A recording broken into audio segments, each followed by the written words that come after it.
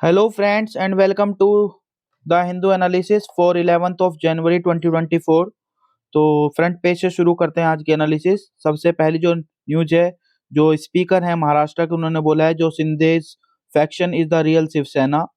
तो जो राहुल नरवेकर जी हैं, जो स्पीकर हैं, उन्होंने रिफ्यूज कर दिया है to disqualify the 30 MLAs from both faction citing lack of valid grounds. और साथ साथ जो मतलब जो राइवल फैक्शन है, उन्होंने बोला है कि वो जो है सुप्रीम कोर्ट जाएंगे। तो ये जो शिवसेना यूबीटी था, जिसके चीफ उद्धव ठाकरे जी हैं, तो वो जो है वो सुप्रीम कोर्ट का दरवाजा खटखटाएंगे। अब जो शिंदे हैं, उन्होंने बोला है कि डेमोक्रेसी में जो है नंबर्स बहुत इंपॉर्टेंट होते हैं, और क्योंकि फैक्शन की जो मेजोरिटी है वो नंबर से ही प्रूव हो रही है, तो ये उन्होंने बोला है कि फैक्शन की मेजोरिटी की तरफ पॉइंट आउट करता है ये। तो ये एक देखने लायक रहेगा, अब आगे सुप्रीम कोर्ट क्या इसमें डिसीजन देता है। पोंगल फेस्टिविटीज जो है ये ध्यान रखेंगे आप, तो ये मोस्ट इंपोर्टेंट सोशल इवेंट होता है तमिलनाडु में। तो किससे रिलेटेड है, आपको बस यही याद रखना है, तमिलनाडु से रिलेटेड है। आगे देखते हैं और क्या खबर है कुछ इंपॉर्टेंट। हाँ, तो ये यहाँ पे इंडियन इंस्टीट्यूट ऑफ साइंस जो है बेंगलुरु, उस वहाँ के रिसर्चर्स ने जो है हीट टॉलरेंट वैक्सीन डेवलप किया है, ठीक है ना। और ये बताया जा रहा है कि ये इफेक्टिव रहेगा against all the current strains of SARS CoV 2 besides having the potential to be quickly adapted for future variants as well. तो ये एक अच्छा डेवलपमेंट जो है वो सामने आया है इस फील्ड में, ठीक है। आगे देखते हैं। After a record 1111 NGOs got FCRA nod in 2023, तो 30 गोट क्लियरेंस इन जनवरी। तो जो इस साल के पहले मंथ में जनवरी में जो है 30 जो एनजीओ हैं उनको FCRA की क्लियरेंस मिली है, और 2023 में टोटल 1111 एनजीओ को जो है क्लियरेंस मिली थी। तो जो ताइवान का हेडक्वार्टर बुद्धिस्ट रिलीजियस टेस्ट है फो गुआंगशान, ये कल्चरल और एजुकेशनल सेंटर, उसको जो है रजिस्ट्रेशन किया मिला है under religious cultural economic educational social purpose category. तो यहाँ पे आपको एक दो चीजें याद रखनी है। सबसे पहले जो रजिस्ट्रेशन होता है FCRA में, वो मैंडेटरी किया गया है टू रिसीव फॉरेन डोनेशंस। अगर आपको फॉरेन डोनेशंस लेनी है तो आपको FCRA के अंडर मैंडेटरी रजिस्ट्रेशन कराना पड़ेगा। और जो एनजीओ है, it must have a definite cultural economic educational economic religious और social programme to get registered, ये कंडीशंस होनी चाहिए। और जो मिनिस्ट्री का डाटा है उसने ये बताया है कि जो 3294 एसोसिएशन है, they were granted fresh registration from 2014 to 2023। तो इस बीच में जो है 3294 को जो है वो फ्रेश रजिस्ट्रेशन दिया गया है। वहीं पे FCRA रजिस्ट्रेशन लगभग 6000 एनजीओ के जो है वो इनऑपरेटिव हो गए हैं फ्रॉम जनवरी 1 2022। तो ये थोड़ी सी आप इंपॉर्टेंट चीज याद रखेंगे। आगे देखते हैं और क्या इंपॉर्टेंट खबर है कुछ है। तो हाँ, एक ये और है, नई डील हुई है जिसमें हर एक स्टेट को जो है टैब्ल्यू फील्ड करने के लिए अपॉर्चुनिटी मिलेगी वंस इन 3 इयर्स। तो जो 28 स्टेट्स हैं वो एग्री हो गई हैं डिफेंस मिनिस्ट्री का जो न्यू रोटेशन प्लान था रिपब्लिक डे परेड के टैब्ल्यू सिलेक्शन के लिए, जिसमें हर स्टेट जो है और यूनियन टेरिटरी वो जो है एकोमोडेट कर पाएगी, ठीक है ना। और क्योंकि अभी रिपीटेड कंट्रोवर्सी जो कंप्लेंट्स जो है वो देखी जा रही थी नॉन इंक्लूजन की वजह से, उसके चलते जो है ये डिफेंस मिनिस्ट्री जो है उसने प्रपोज किया प्लान कि जो स्टेट और यूनियन टेरिटरी है वो अपने जो टैब्लू है वो रोटेशन में जो है डिस्प्ले कर सकेंगे। तो इसके लिए जो स्टेट्स और यूटीज हैं वो एग्री हो गई हैं, ठीक है ना। आगे देखते हैं। सुप्रीम कोर्ट ने एक रिपोर्ट पेश की है जिसमें एक्सपोज किया गया है severe gaps in the accessibility for disabled persons across the courts in India. तो जो डाटा है, ये रिसेंट रिपोर्ट जो है centre for research and planning जो है सुप्रीम कोर्ट की जो ये कमिटी जो मतलब विंग है उसने एक तरह से जारी किया, उसमें बताया है more than half of the district court complexes in the country do not have ramps. Only 25.2% have wheelchairs, and just 5.1% have tactile paving to assist persons with visual disabilities in navigating the court building. ठीक है ना। तो ये data आप याद रख सकते हैं जब भी जुडिशरी से और एक्सेसिबिलिटी रिलेटेड कोई जो इंफ्रास्ट्रक्चर या गैप्स की बात आएगी, तब आप जो है डिसेबल्ड फ्रेंडली कैसे बना सकते हैं, एक्सेसिबल कैसे बना सकते हैं, उसके लिए आप लिख सकते हैं, ठीक है ना। जो रिपोर्ट है उसमें ये भी बताया गया है कि जो डाटा है it signify a critical shortcoming in the judicial infrastructure in the country with respect to the accessibility and it necessitate concerted attention and action, ठीक है। तो ये बताया गया है। आगे देखते हैं। जो नेवी के चीफ हैं हमारे एडमिरल आर हरि कुमार जी, उन्होंने बोला है कि जो रिसेंट मैरीटाइम इंसिडेंट्स हुए हैं नॉर्दर्न अरेबियन सी में, they amply demonstrate the challenges posed by such systems when they fall in the hands of non state actors and terrorists। जब भी ये सिस्टम जो है नॉन एक्टर्स या टेररिस्ट के हाथ में पड़ते हैं तो उनसे क्या चैलेंजेस हो सकते हैं, वो चीजें जो है रिप्रेजेंट की गई हैं। आगे देखते हैं, साइंस के सेक्शन की तरफ देखते हैं, साइंस में क्या है। तो साइंस में आ जाया है how a super energetic particle from outer space could help physics. तो कॉस्मिक रो है, उसको डब किया जाता है Amaterasu. It appears to have reached the earth from an empty part of the universe. और ये सजेस्ट करता है पॉसिबिलिटी को unknown astronomical phenomena and new physical origins beyond the standard model in the area of origin. Origin के उसमें जो है एक नई पॉसिबिलिटी जो है आई है कि कोई अननोन एस्ट्रोनॉमिकल फिनोमिना या कोई न्यू फिजिकल ओरिजिन जो है, जो भी हम अभी तक स्टैंडर्ड मॉडल मानते हैं एरिया ऑफ ओरिजिन में, वो हो सकता है इसमें, ठीक है ना। तो यहाँ पे जो इसका यूज है वो ये है कि जब हम अगर स्टडी करेंगे कॉस्मिक रेज को, तो साइंटिस्ट डिस्कवर्ड मैनी सब एटॉमिक पार्टिकल्स। लेकिन जो अभी सोर्स है कॉस्मिक रेज का और जो रीजन है कि ये इतनी एनर्जेटिक क्यों होती हैं, ठीक है ना, वो अभी भी एक मिस्ट्री रहा है सिंस देयर डिस्कवरी, जिसको अब 86 ईयर जो है ऑलरेडी हो चुके हैं। तो उसके बावजूद भी इनका जो सोर्स है एनर्जी का वो, और जो इनका ओरिजिन का सोर्स है वो अभी भी नहीं पता चला है, ठीक है ना।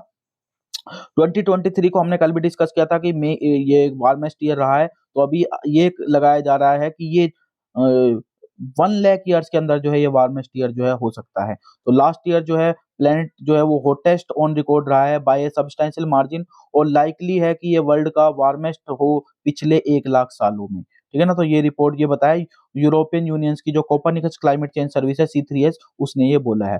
और क्या बोला है, तो उन्होंने बोला है अगर एवरेज देखें तो ऑन एन एवरेज 2023 में जो प्लेनेट है वो 1.48 डिग्री सेल्सियस वार्मर रहा है देन इन द 1850-90, जब प्री इंडस्ट्रियल पीरियड इसको हम बोलते हैं, क्योंकि उसके बाद जो ह्यूमंस ने फॉसिल फ्यूल्स को बर्न करना शुरू किया था इंडस्ट्रियल स्केल पे, और कार्बन डाइऑक्साइड को बेसिकली पंप करना शुरू किया था एटमॉस्फेयर में। तो उससे पहले उसके बाद से अगर देखें तो 1.48 डिग्री ऑन एन एवरेज जो है वार्मर रहा है, ठीक है ना। जो वर्ल्ड है it has not breach the target which refers to an average global surface temperature 1.5 degree over decades. तो पिछले कई दशकों में जो है वो टारगेट जो रखा था 1.5 डिग्री वो अभी भी क्रॉस नहीं हुआ है। तो ऐसे स्टेटमेंट आया अगर कि 2023 में वो क्रॉस हो गया तो नहीं, क्योंकि on an average 1.48 degree warmer हुआ है ये, ठीक है ना। लेकिन C3S ने ये बोला है कि जो टेम्परेचर्स है दे had exceeded the level on nearly half of the days of 2023 and it set a dire precedent। तो इस वजह से क्योंकि ज्यादा हाफ अगर पूरे साल में देखें तो हाफ ऑफ द डेज जो है वो लेवल एक्सीड करके रहा है, तो इस वजह से जो है एक प्रेसिडेंट जो है वो तैयार ना हो जाए, ठीक है ना, मतलब आने वाले टाइम में वो क्रॉस हो सकता है।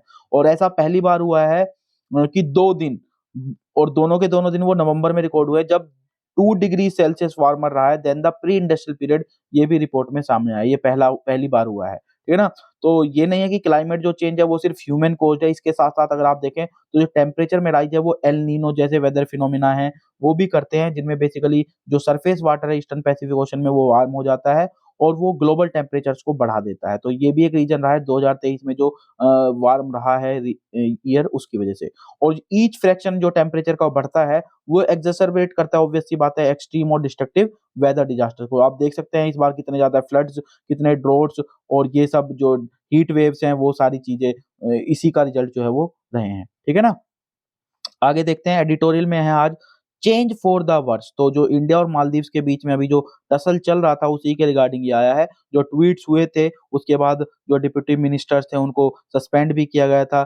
जो मालदीवियन गवर्नमेंट थी उसने अपने आप को डिस्टेंस भी किया था उन कमेंट से, बोला था ये उनके अपने खुद के कमेंट है, इसमें गवर्नमेंट कुछ नहीं है, ठीक है ना। लेकिन डैमेज तो हो चुका है, जो रेस्पेक्टिव एम्बेसडर्स हैं उनको समन भी किया गया था। लेकिन जो अब इसका बेसिकली ये है कि अगर आप देखें तो ये जो कैंपेन था वो था इंडिया आउट कैंपेन, जो ये पार्टी ने इनकी जो मुइज़्ज़ो की जो पार्टी थी उन्होंने ये चलाया था, ठीक है ना। उन्होंने इसको इंडिया आउट वाले कैंपेन को बैक किया था और इसी वजह से उनको जो है बेसिकली विन मिली थी। ये एंटी इंडियन फोर्सेस के अगेंस्ट जो डिसअपॉइंट ये था, ठीक है ना, वो विन मिली थी। लेकिन अ, जो प्रीडिसेसर थे इब्राहिम सोली जी, उनकी रिलेशनशिप बहुत अच्छी थी, वो वार्म रिलेशनशिप शेयर कर रहे थे जो हमारी प्रेजेंट गवर्नमेंट है उसके साथ में, ठीक है ना। और जो हमारे पीएम है और जो वहाँ के जो मुइज़्ज़ू हैं जो ठीक है ना, वहाँ के जो मालदीव्स के जो हेड हैं, तो उनकी मीटिंग होनी थी कॉन्फ्रेंस ऑफ पार्टी 28 में, लेकिन बावजूद उसके जो वहाँ पे मतलब वो मिले थे, लेकिन बावजूद उसके जो है, जो मिस्टर म्यूजियन उन्होंने चूज़ किया सबसे पहले टर्की। उन्होंने सबसे पहले वहाँ पे जो है विज़िट किया बायलैटरल डेस्टिनेशन, और उसके बाद वो अब चाइना को विज़िट कर रहे हैं, और वो ऐसे पहले प्रेज़िडेंट हुए हैं जिन्होंने इंडिया को जो है फर्स्ट प्रायोरिटी नहीं दी है। यहाँ तक कि जो प्रेज़िडेंट यामीन थे, जिन्होंने ये इंडिया आउट वाला मूवमेंट शुरू किया था, उन्होंने भी जो है विज़िट किया था दिल्ली को पहले इन 2014 में, ठीक है ना? उन्होंने जो प्रायोरिटी दी थी वो इंडिया को दी थी। तो ये जो कॉल हुई है बॉयकॉट की, और जो हाइपर नेशनलिस्ट रेटोरिक हुआ है, तो ये जो न्यू दिल्ली और माले के बीच में उनको एक ज़रूरत है कि एक स्टेप पीछे जाएँ और रीअसेस करें अपने-अपने रिस्पॉन्सेज़ को। तो क्योंकि जो मालदीवियन गवर्नमेंट है, it can ill afford to antagonise India, क्योंकि जो इसकी प्रॉक्सिमिटी है या इकोनॉमिक माइट है या इसकी जो हिस्टोरिकल पोज़ीशन रही है as a net security provider in the Indian ocean में इंडिया की, तो वो ये है कि उसी पे मालदीव जो है वो रिलाई करता है, तो इसलिए मालदीव के लिए बहुत इम्पोर्टेंट है। और अगर पिछले सालों में देखें तो जो टाई है सोली गवर्नमेंट और दिल्ली की, वो उसमें भी देखने को मिला है कि दोनों ही इस स्ट्रॉन्गर रिलेशनशिप से दोनों ही कंट्रीज़ जो हैं वो बेनिफिट हुए हैं। इंडिया का जो इंफ्रास्ट्रक्चर फोरे था और जो डेवलपमेंट प्रोजेक्ट थे आइलैंड में, मतलब मालदीव्स में, उन्होंने एक स्ट्रैटेजिक पार्टनरशिप को बहुत इंटेंस लेवल पे पहुँचाया, और कोविड-19 के दौरान, पैंडेमिक के दौरान सपोर्ट दिया। जो इंटरनेशनल स्टेज है उसमें भी जो है सपोर्ट किया। तो ये सारे हैं जिसमें बेसिकली मालदीव्स को इंडिया का इम्पोर्टेंस समझना चाहिए। नेक्स्ट इज़ कंफर्टेबल विन बोला है, शेख हसीना की जो है वो बिल्कुल सही बात है कि पॉपुलर सपोर्ट ज़रूर वो एन्जॉय करती हैं, लेकिन उनको ज़रूर है कि थोड़ा-सा एक्कोमोडेटिव उनको होना चाहिए।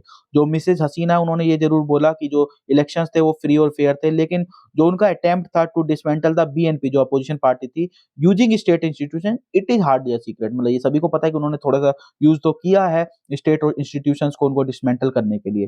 जो इलेक्शन का टर्नओवर रहा बीएनपी की स्ट्राइक की वजह से, वो भी आप देखेंगे उसमें वोटर टर्नआउट जो है वो 40% पहुँच गया फ्रॉम ओवर 80% 5 ईयर्स अगो। पिछले इलेक्शंस में जो 80% था टर्नआउट, वो अब 40% पहुँच गया था।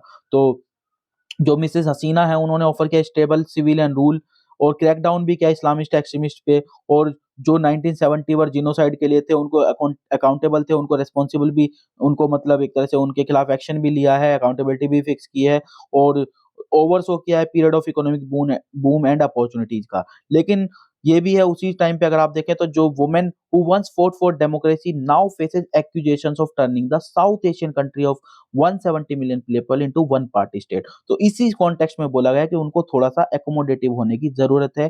तो जो उनका neither Mrs Hasina's vengeful high-handedness nor the opposition's violent non-cooperation helping Bangladesh, दोनों ही चीज़ों में से कोई सी भी हेल्प नहीं करेगी बांग्लादेश को। तो इसलिए ये है कि जो प्राइम मिनिस्टर है अपने 4th टर्म में कॉन्जिक्यूटिव में, उनको थोड़ा-सा कॉन्सिलिएटरी होना चाहिए और ज़्यादा, और थोड़ा-सा और ज़्यादा एक्कोमोडेटिव होना चाहिए, अगर वो सच में एक डेमोक्रेटिक और प्रॉस्पेरस न्यू बांग्लादेश बनाना चाहती हैं। ठीक है ना?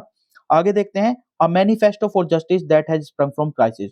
तो क्योंकि कंट्री बहुत सारी क्राइसिस से गुजर रही है, चाहे वो अनएम्प्लॉयमेंट की हो, सोशल कल्चरल स्ट्राइफ हो, इकोलॉजिकल कोलैप्स हो, या डेमोक्रेटिक राइट्स का इरोजन हो। तो इसी के चलते दिसंबर 18 को 85 पीपल्स की एक मूवमेंट थी, और सिविल सोसाइटी ऑर्गेनाइजेशन ने एक रिलीज किया था people's manifesto for a just, equitable and sustainable India. और ये गैदर हुआ थे अंडर नेशनल प्लेटफॉर्म विकल्प संगम, ठीक है ना, अल्टरनेटिव कन्फ्लुएंस। और इन ग्रुपों ने रिप्रेजेंट किया था basic hundreds of initiatives working on ecological food production, decentralised water harvesting and management, community based energy production, dignified housing and settlements, meaningful education and health security, locally empowered decision making, और resistance against destructive project. तो इन सब, ये सारे positive aspect जो है इसने एक तरह से ये 100 ऑफ इनिशिएटिव जो है इस जो विकल्प संगम वाला ग्रुप है उसने जो है प्रेजेंट किए, ठीक है ना? फिर ऑथर ने ये बोला है कि as a citizen of India हमें हमें ये चाहिए, we need to be much more alert and proactive, demanding that elected representative do what they are suppose to do. जिस चीज के लिए उनको इलेक्ट किया जाता है वो काम करें। और साथ साथ हमें ये भी देखना है, we should have to assert our own voice in all decisions affecting our life. जो भी डिसीजंस हमें अफेक्ट कर रहे हैं तो हमें अपनी खुद की वॉइस को भी उसमें सेट करना चाहिए, ऐसा ऑथर ने यहाँ पे बोला है।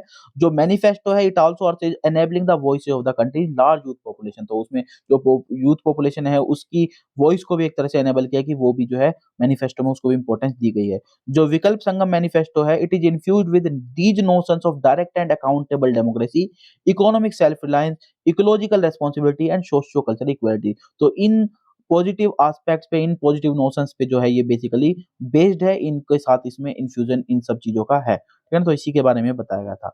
Expanding Gaza war with no end game in sight. तो कोई एंड गेम दिखाई नहीं दे रहा है।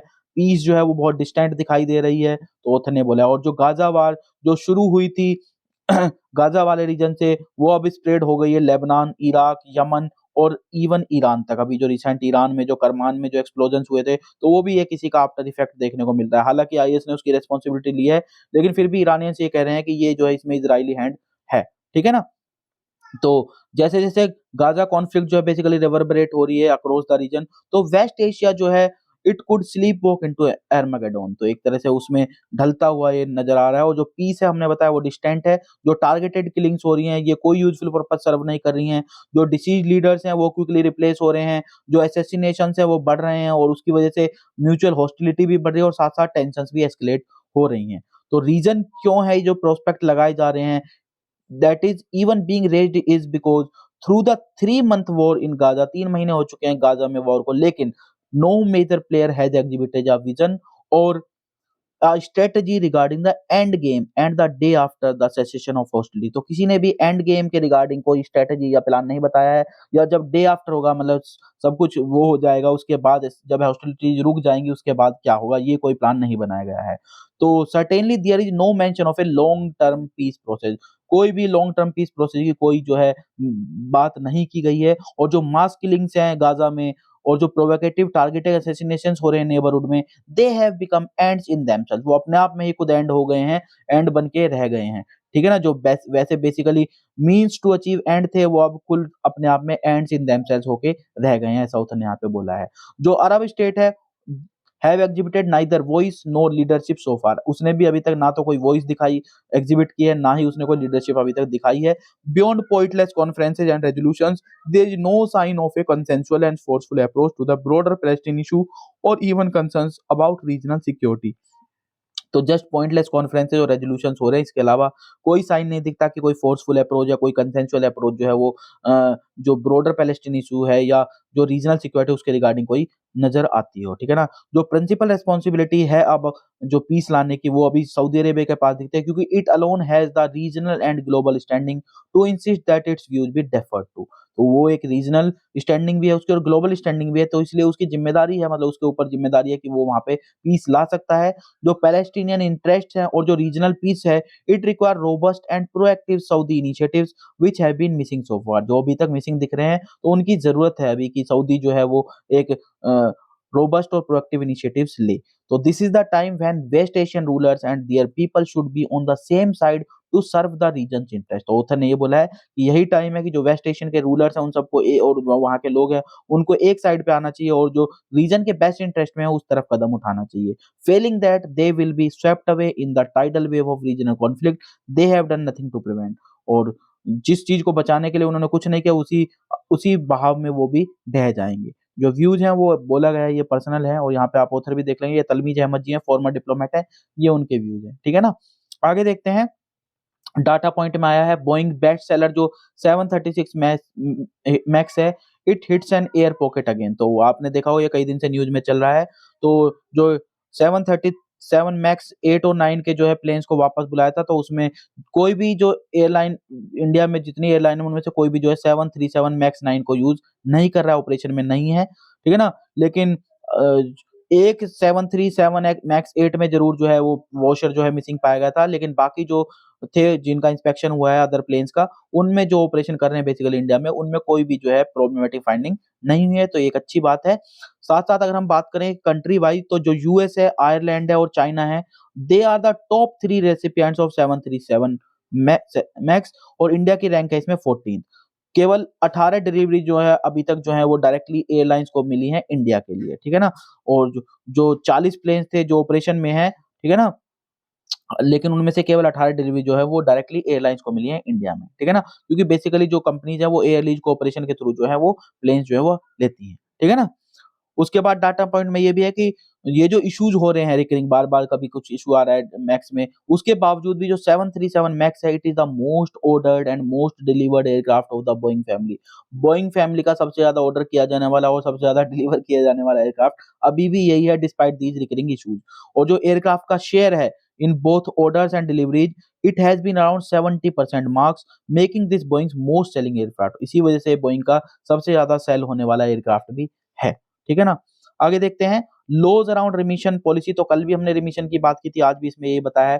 तो बेसिकली आप समझिए कि जो आर्टिकल 72 है और आर्टिकल 161 है जो हमारे कॉन्स्टिट्यूशन में, ये पावर प्रोवाइड करते हैं आर्टिकल 72 प्रेसिडेंट को और आर्टिकल 167 गवर्नर को to grant pardon, commutation, remission, respite और रिप्रीव टू ए कन्विक्ट। ये 5 कैटेगरीज हैं जो बेसिकली आती है। पार्डन कर सकते हैं, कम्यूट कर सकते हैं, रेमिशन कर सकते हैं, रिस्पाइट और रिप्रीव। तो ये आर्टिकल 72 से प्रेसिडेंट को पावर है, आर्टिकल 161 में गवर्नर को पावर है।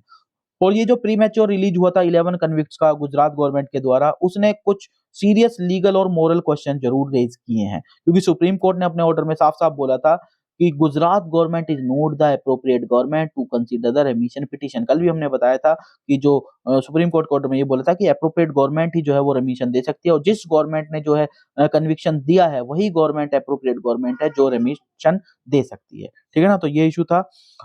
नॉर्थ इंडिया जो है फॉग क्यों रहा लास्ट वीक्स ऑफ 2023 में, उसमें ये है। तो जो most of the north India था उसमें डेंस फॉग जो है महसूस हुआ था, जिसने विजिबिलिटी को जो है मेन काफी सारे एरियाज में जो है वो घटा दिया था, और एज लिटिल एज 50 मीटर्स तक जो है वो कई दिनों तक विजिबिलिटी रही थी। इसमें हरियाणा, चंडीगढ़ भी उसमें, और जो आइसोलेटेड पॉकेट थी उत्तराखंड, उत्तर प्रदेश, बिहार, राजस्थान, मध्य प्रदेश की, उन्होंने भी रिपोर्ट किया था fog with visibility reduce to under 200 metres.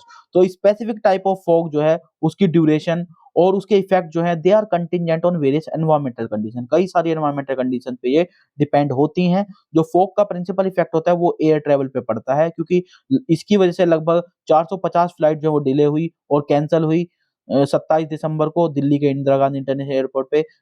क्योंकि उसका मेन कारण था एक डेंस लेयर जो थी फॉग की, उसने सिटी को एनवेलप कर लिया था। तो उसका इफेक्ट मेनली जो है एयर ट्रेवल पे पड़ता है। नॉर्दर्न इंडिया प्रोन क्यों है फॉगिंग के लिए? तो जो एंटायर इंडो जेंजेटिक प्लेन्स है they are prone to formation of fog during winter season, क्योंकि वहां पे सारी की सारी कंडीशन जो है फुलफिल होती है। क्या क्या? लो टेम्परेचर, लो विंड स्पीड, मॉइस्चर अवेलेबिलिटी और प्लेंटी ऑफ एयर सोल, ये सारे के सारे इस रीजन में प्रेजेंट है, इसलिए ये ज्यादा प्रोन है फॉर्मेशन ऑफ फॉग के लिए ड्यूरिंग विंटर सीजन में। जो मॉइस्चर इनकर्जन है into this region it can happen once a western disturbance a precipitational pattern that brings rain to north India during winter months moves across northern part. तो जब northern part की तरफ ये western disturbance से move करते हैं तब जो है बेसिकली ये फॉग जो है मॉइस्चर इनकर्जन जो है वो होता है, जिसकी वजह से फॉग डेवलप होता है। लेकिन कभी-कभी ये जो मॉइस्चर इनकर्जन है वो अरेबियन सी वाले रीजन में भी हो जाता है, उस वाली लाइन से भी ये हो जाता है। ठीक है ना? आगे देखते हैं। शेरिंग टोगबे जो है वो भूटान के प्राइम मिनिस्टर बन गए हैं, सेकंड टाइम बने हैं। और क्योंकि कल तक जो न्यूज़ आई थी हमने उसमें रिजल्ट कंफर्म नहीं होते, अब जो पोल बॉडी है उसने कंफर्म कर दिया रिजल्ट, और वो सेकंड टाइम जो है वो पीएम बने हैं भूटान के। ठीक है ना? पहले भी बन चुके हैं और अब फिर से बने हैं वो। ठीक है? आगे देखते हैं।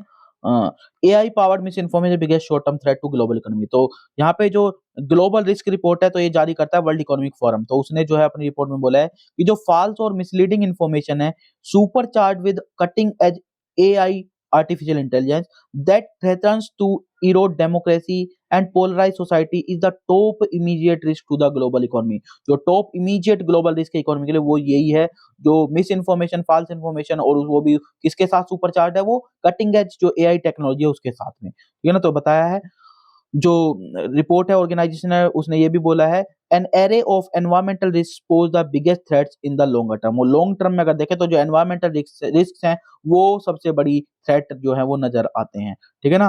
तो हार्डर टू वेरीफाई फैक्ट, जो सोसाइटीज हैं they could become further polarised as people find it harder to verify. जाहिर सी बात है जो अभी पोलराइजेशन दिख रहा है सोसाइटी में वो और ज्यादा बढ़ जाएगा अगर लोग वेरीफाई नहीं कर पाएंगे फैक्ट्स को कि क्या सच है, क्या झूठ है, क्या इन्फॉर्मेशन है, क्या मिस इन्फॉर्मेशन है। और लॉन्ग टर्म में वही बताया मैंने बताया जैसे कि 10 इयर्स में अगर देखें तो जो एक्सट्रीम वेदर है उसको डिस्क्राइब किया जाए एज द नंबर 1 थ्रेट, और उसके बाद नंबर आता है critical change to earth systems, उसके बाद बायोडायवर्सिटी लॉस, और उसके बाद इकोसिस्टम कोलैप्स। तो और जो नेचुरल रिसोर्सेज का शॉर्टेज है वो सारे के सारे जो है वो प्रॉब्लम्स हैं जो लॉन्ग टर्म में जो आने वाले 10 सालों में वो देखी जा रही हैं। ठीक है ना? लेकिन इमीडिएट जो थ्रेट है वो है फाल्स इन्फॉर्मेशन और dis misleading information which is supercharged with cutting edge AI technology. ठीक है ना? आगे देखते हैं। इंडियन इंटरनेशनल लेबर एसोसिएशन ने वार्न किया है राइज ऑफ अनएम्प्लॉयमेंट और डिक्लाइन इन रियल वेजेस। तो जो रियल वेजेस हैं वो डिक्लाइन हो गए और most of the G20 countries में 2023 में जो वेज रेट है वो फेल हुआ है to keep pace with the inflation. Inflation के साथ पेस नहीं रख पाया, जिस हिसाब से जिस स्पीड से जिस रेट से इन्फ्लेशन बढ़ रही है उस हिसाब से उस रेट से जो है वेजेस नहीं बढ़े हैं, जिसकी वजह से 1 मिलियन वर्कर जो है वो एक्सट्रीम पॉवर्टी की तरफ पहुँच गए हैं। तो ये ग्लोबल अनएम्प्लॉयमेंट रेट है वो जो है इंक्रीज़ होने हो रही है 2024 में, और जो सोशल इनइक्वालिटीज़ हैं वो बढ़ रही हैं, और ये कंसर्न का इश्यू है। ये world employment and social outlook trends 2024 report जो है जारी की थी इंटरनेशनल लेबर ऑर्गेनाइजेशन, उसमें ये बताया गया है। ठीक है ना? जो आईएलओ उसने वार्न किया है कि joblessness has fallen below pre pandemic level, लेकिन जो ग्लोबल अनएम्प्लॉयमेंट है वो राइज़ करेगी 2024 में। जो ग्लोबल अनएम्प्लॉयमेंट रेट है वो 5.1% है। It shows A modest improvement on 2022, but job gaps remains elevated. जो जॉब गैप्स है वो बढ़ा है, बेशक जो अनएम्प्लॉयमेंट रेट है वो घटी है। जो मॉनेटरी टाइटनिंग है इन advanced and emerging economies, it was the fastest since the 1980s। तो आईएलओ ने ये भी बोला है कि 1980s के बाद जो है ये फास्टेस्ट जो है वो मॉनेटरी टाइटनिंग जो है वो एडवांस और इमर्जिंग इकोनॉमी में देखने को मिली है। केवल चाइना और रशियन फेडरेशन और मेक्सिको जो है उन्होंने पॉजिटिव रियल वेज ग्रोथ ज़रूर दिखाई है 2023 में, बाकी कंट्रीज़ ने नहीं दिखाई है। ठीक है ना? तो ये देख सकते हैं आप। आगे देखते हैं और कुछ है इम्पोर्टेंट तो rising prices cap India's thirst for crude oil imported from Russia. तो जो प्राइस था रशियन क्रूड का, it has risen in the face of OPEC plus production cuts and increased demand from China, उसकी वजह से उसका rise हुआ है प्राइसेस में। और जो एनालिस्ट है उनका ये कहना है, जिसकी वजह से ये जो है थोड़ा लेस अट्रैक्टिव बन गया है to Indian customers. Indian customers के लिए जो रशियन ऑयल है, वो क्रूड ऑयल है, वो थोड़ा-सा कम एक तरह से इम्पोर्टेंट हो गया, अट्रैक्टिव हो गया, क्योंकि उसके प्राइसेज़ जो बढ़ गए हैं। अगर 10 मंथ के बाद देखते हैं हम, जब से रशिया ने यूक्रेन पे इन्वेड करना शुरू किया, तो इंडिया ने लगभग $3.6 बिलियन की सेविंग की थी by importing heavily discounted crude from Moscow, क्योंकि मॉस्को के ऊपर सैंक्शंस लग गए थे, तो इससे जो मॉस्को था वो सस्ते में सप्लाई कर रहा था इंडिया को क्रूड ऑयल, जिसकी वजह से इंडिया ने $3.6 बिलियन की सेविंग की थी। लेकिन क्योंकि जो प्राइस राइज़ थोड़ा-सा बढ़ा है, तो इससे जो इंडिया का जो कंज्यूमर्स थे, कस्टमर्स थे क्रूड ऑयल के, वो बेसिकली उसकी तरफ कम अट्रैक्ट हो रहे हैं। तो रशिया जो है वो हो गया था इंडिया का टॉप ऑयल सप्लायर हुआ था, और ये रशिया ने ओवरटेक कर दिया था वेस्ट एशियन के जो एक्सपोर्टर्स थे उनको भी।